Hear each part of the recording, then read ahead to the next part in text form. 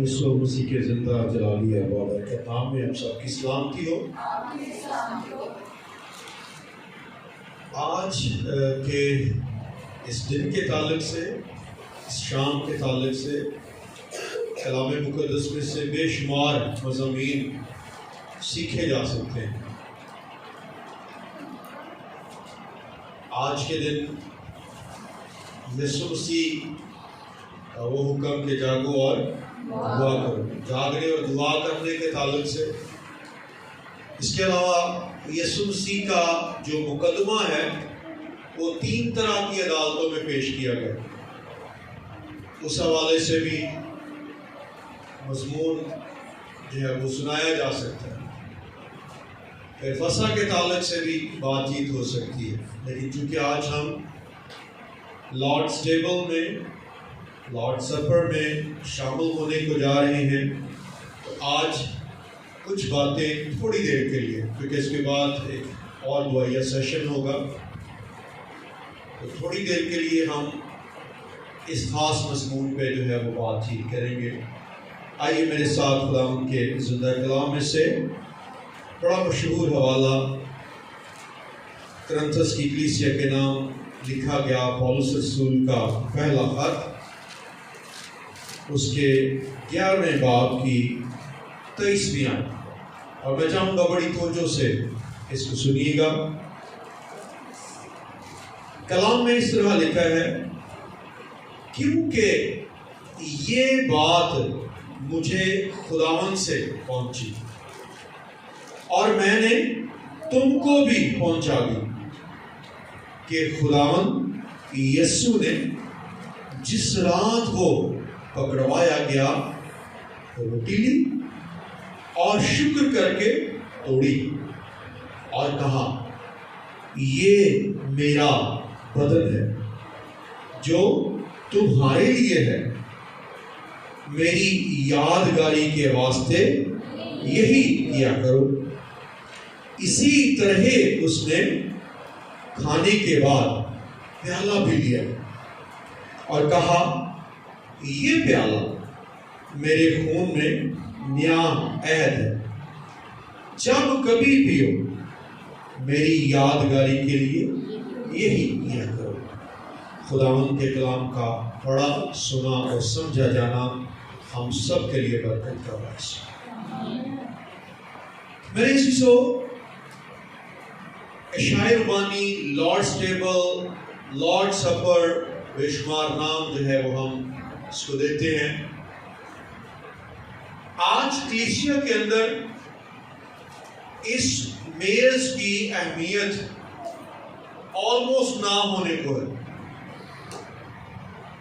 لیکن میں نے آپ کو پہلے بھی اس تعلق سے بتایا کہ ایک وقت تھا ابتدائی کلیسیا، جب ابتدائی کلیسیا عشاء ربانی لینے کے لیے اپنے سر تک قلم کرواتی تھی، اپنا لہو بہاتی تھی، کیونکہ جب ابتدائی کلیسیا نے ان اذیتوں، ہزار ثانیوں کے پیریڈ میں سے وہ گزرے، تو جو وقت کے حاکم تھے، وہ جو حکومتیں تھیں، وہ اس رسم کو کرنے نہیں دیتے تھے، اور جیوز یا دیگر جو لوگ تھے وہ اس کو عجیب سمجھتے تھے، وہ مسیحوں کو آدم خور کہتے تھے، کہتے یہ انسانوں کا خون پینے والے ہیں، انسانوں کا بدن کھانے والے ہیں، تو اس کے لیے بڑی قربانیاں دینی پڑی۔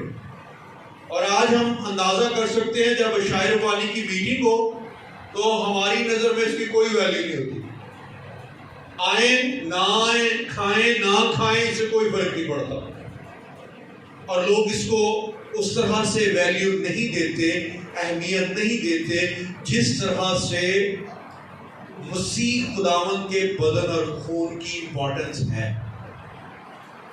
آج اس امپورٹنس کے تعلق سے، اس قدر و منزلت کے تعلق سے جو ہے ہم چند باتیں سیکھیں گے کہ یسوع مسیح کے بدن اور خون کی قدر کیا ہے، کیا امپورٹنس ہے، کیوں یہ بدن اور خون جو ہے اس میں شریک ہوا جاتا ہے۔ اور اگر آپ نے اس حوالے کو غور سے سنا ہو تو اس حوالے کے اندر ہی بہت ساری باتیں.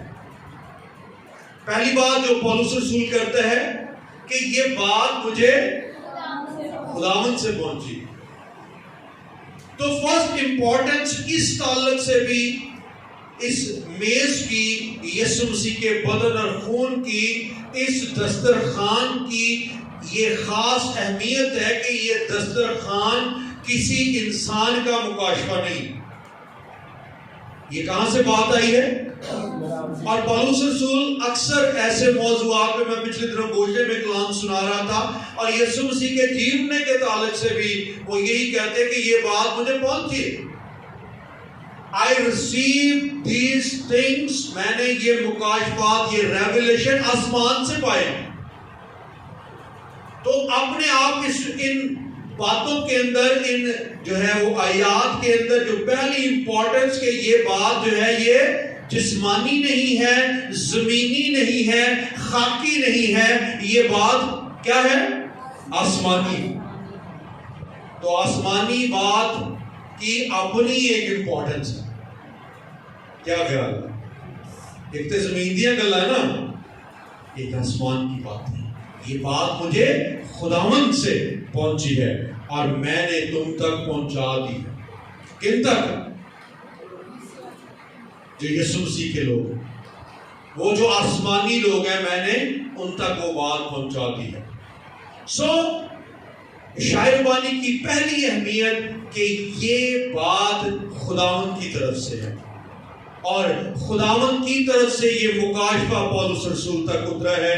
یہ کسی عام بندے کا مکاشفہ نہیں. اور اس مکاشفے کا ذکر ہم اناجیل کے اندر بھی یسوع مسیح کے جو زبانی میں دیکھتے ہیں، کیونکہ وہ آسمانی تھا. پولس رسول نے اسی لیے کہا کہ یہ بات آسمانی ہے، مجھے خداوند سے پہنچی ہے، خداوند تک میرے پاس آئی ہے، میں نے تم تک پہنچائی ہے. اس بات کے اندر انہی باتوں کی وجہ سے ایک بڑا وزن. اس لیے اس کو زمینی بات سمجھ کر، اس کو خاکی بات سمجھ کر، اس کو انسانی بات کر سمجھ کر اہمیت نہ دو. اس کو اہمیت دینی ہے کون سی بات؟ آسمانی بات، خداوند کی بات. یہ خداوند کی طرف سے پہنچی ہے. اور سیکنڈلی، اس رسم کے اندر، اس میز کے اندر ٹوٹل ڈیپینڈنسی کا مکاشفہ، ٹوٹل انحصار کرنے کا، ٹرسٹ کرنے کا مکاشفہ ہے کہ میرے اور آپ کے لیے اگر کسی نے کچھ کیا ہے تو وہ یسوع مسیح کے بدن اور خون کے وسیلہ سے ہوا ہے. There is no other entrance in my salvation. میری نجات میں کوئی دوسرا تیسرا دخل موجود نہیں. یسوع مسیح نے اس مکاشفے کو جب بیان کیا کہ یہ اب غور کرنا ہے، جو کلام مقدس جانتے ہیں، جب پرانا عہد رقم کیا گیا، جب پرانا عہد لکھا گیا، جب بنی اسرائیل قوم مصر کی غلامی سے نکلے تو ایک رسم کو دائمی رسم قرار دیا گیا. کون سی تھی؟ اور کہا گیا کہ تم یہ کرنا، اپنی اولاد کو بھی بتانا، تاکہ تمہاری اولاد یہ جانے کہ کس طرح سے وہ مصر میں سے نکالے گئے، کس طرح سے خدا نے ان کو مصریوں کے ہاتھ سے چھڑایا، اور یہ نسل در نسل کر دو. کون سی نسل؟ چلو ساری بائبل جب مصریوں کے ہاتھ سے نکلے تو کیا کیا تھا انہوں نے؟ کیا کیا تھا؟ کیا کیا تھا؟ ایمانداروں کیا کیا تھا؟ کیا وہ بتایا تھا؟ کس طرح سے انہوں نے ذبح کیا، خون لگایا، کس طرح سے محفوظ ہوئے. اور یہ سب کچھ نیکسٹ کرنے کے لیے کہا گیا تاکہ نسلوں کو یاد رہے، کیونکہ وہ سارا کریڈٹ جو ہے وہ سارا کچھ جو ہے وہ خداوند کے حصے میں جائے، خداوند کے ہاتھ کی قدرت نظر آئے۔ اس لیے کہا گیا کہ نسلوں کو بھی بتانا، یہ نسلوں کے ساتھ مل کر یہ قربانی کرنا، تاکہ نسلوں کو یاد، جب تمہارے بچے تم سے پوچھیں تو تم بتاؤ کہ کس طرح سے ہمارے خدا نے چھڑایا تھا۔ اور جب نیا عہد رقم ہوا تو یہاں پہ برا نہیں ہے، بچڑا نہیں ہے، گائے بیل نہیں ہے، بلکہ پاک بے عیب برے کا خون ہے، اور ٹوٹلی انسان ڈیپینڈ کرتا ہے کہ وہ یسوع کے بدن اور خون کے سبب سے جو ہے اس چھٹکارے کا جو ہے وہ انجوائے کر رہا ہے، یہ چھٹکارا اس کی زندگی کے اندر آیا۔ جب اس رسم کو کیا جاتا ہے، جب یہ میز لگتا ہے، جب یہ پاک دسترخوان بچھایا جاتا ہے، تو اگر بلیور کو یہ یاد نہیں آتا کہ میری نجات کے لیے، میرے گناہوں کے لیے، میری زندگی میں کثرت کی زندگی، ہمیشہ کی زندگی کے لیے اگر کسی نے کام کیا ہے تو وہ یسوع مسیح کا بدن اور خون ہے۔ یہ رسم ہمیں ٹوٹل ڈیپینڈنسی اپنی نجات کے لیے مکمل طور پہ یسوع مسیح کے بدن اور خون پر انحصار کرنا سکھاتا ہے۔ نمبر 3، اس سارے پروسیس کے اندر ایک کمانڈمنٹ ہمیں نظر آتا ہے، اور وہ کمانڈمنٹ سیم کمانڈمنٹ ہے جس طرح خدا باپ نے کہا کہ تم نسلوں کو یہ بتانا، یسوع مسیح نے بھی کہا میری یادگاری کے لیے۔ یہی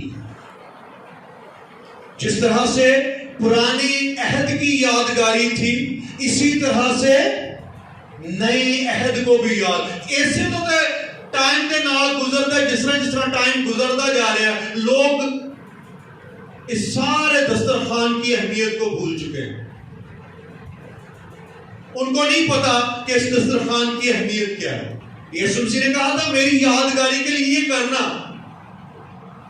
لیکن چونکہ کیا تو جاتا ہے، سمجھا نہیں جاتا، اس کو انڈرسٹینڈ نہیں کیا جاتا، اس کی جو ہے اس پوری طرح سے اس اہمیت کو نہیں جانتے، اس لیے ان کی زندگی میں اس بات سے بھی کوئی سروکار نہیں ہے، اس میں شریک ہو جاؤ یا نہ ہو اس سے کوئی فرق نہیں پڑتا۔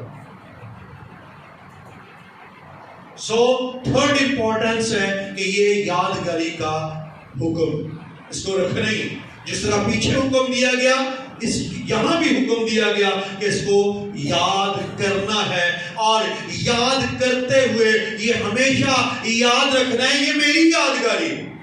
تمہیں اپنا نجات دہندہ یاد رہے، تمہیں اپنے نجات دہندہ کا لہو یاد رہے، تمہیں اپنے نجات دہندہ کا بدن یاد رہے، کیسا صلیب پر یہ بدن توڑا گیا ہے۔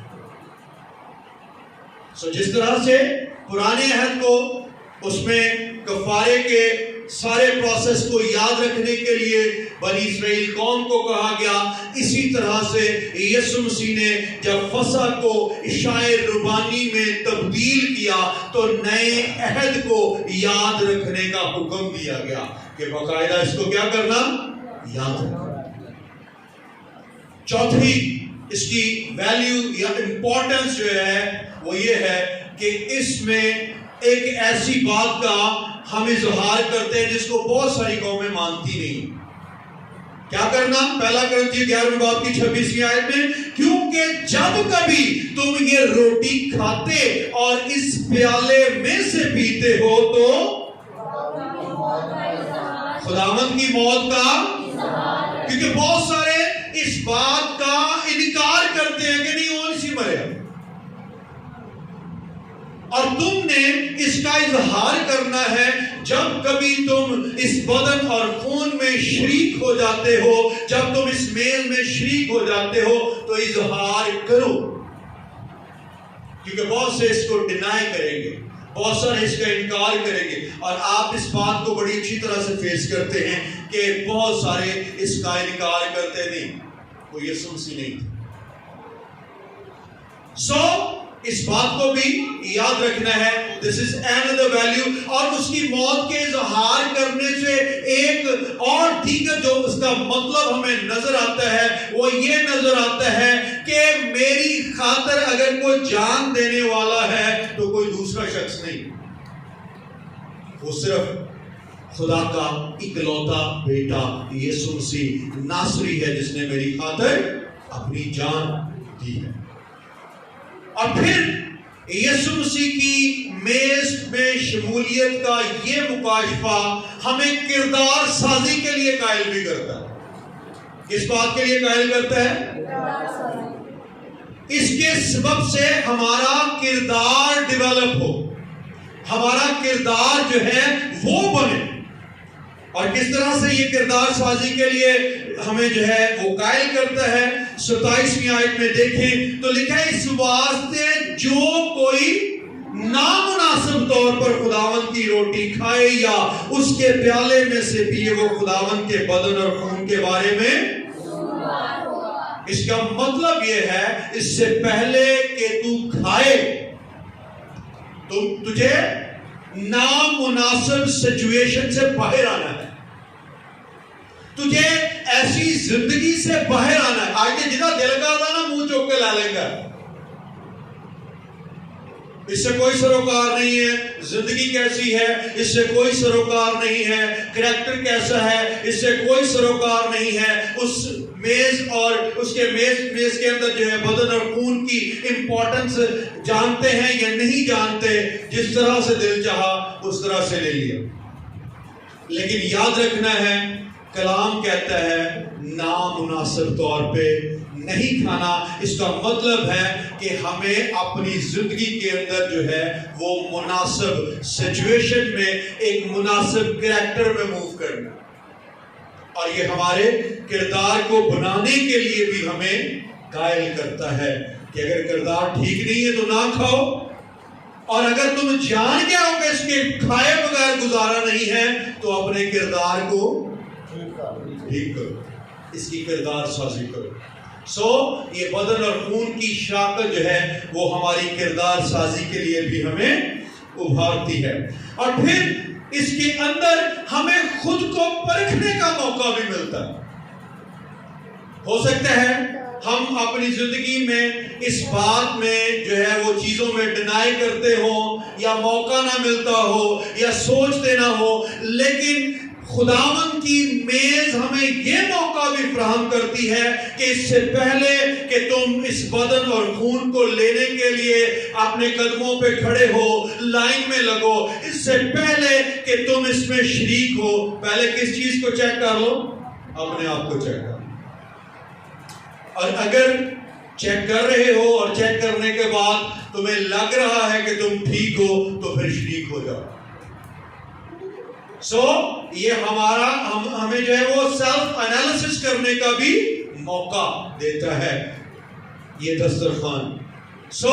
اس دسترخوان کی ایک اور اہمیت یہ بھی ہے کہ یہ دسترخوان ہماری جسمانی اور روحانی معجزے کو ریسیو کرنے میں بھی مدد کرتا ہے.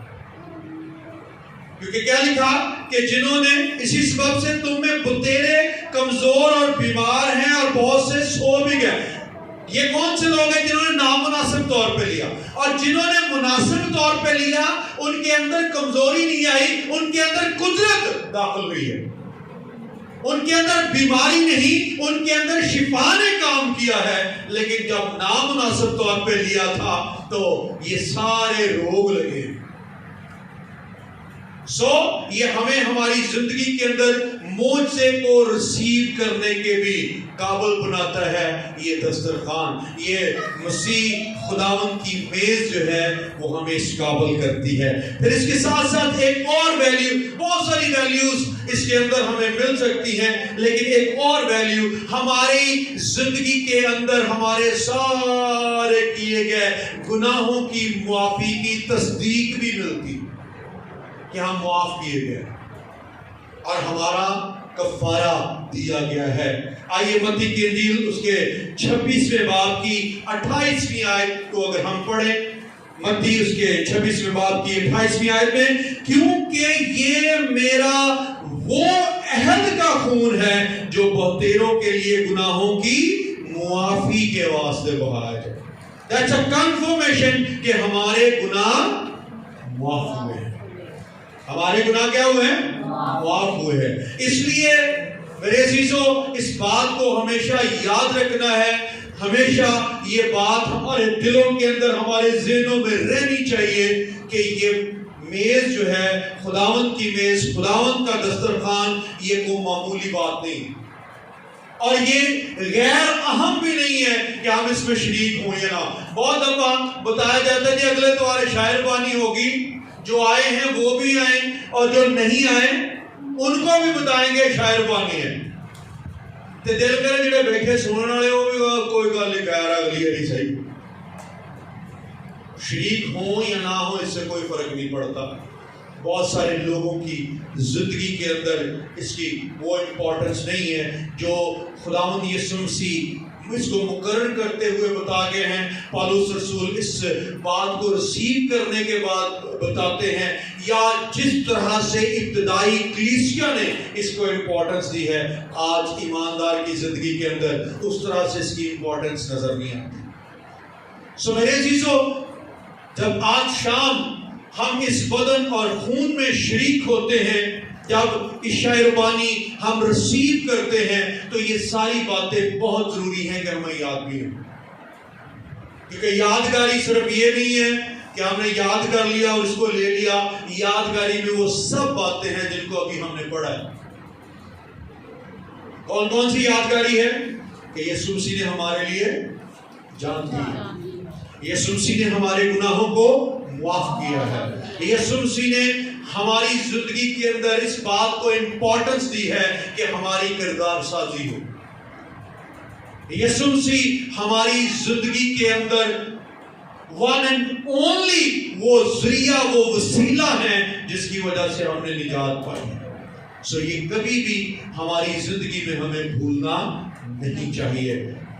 اگر یہ سب باتیں ہمیں یاد آتی اور ان سب باتوں کی یادگاری کے بعد ہم اس بدن اور خون میں شریک ہوتے ہیں، تو پھر ہماری زندگی کے لیے یہ فائدہ مند ہوگا، ہماری زندگی کو یہ تقویت دے گا. اور اگر کوئی جسمانی روحانی بیماری ہماری زندگی میں موجود بھی ہے تو ہماری زندگیوں سے جاتی رہے گی.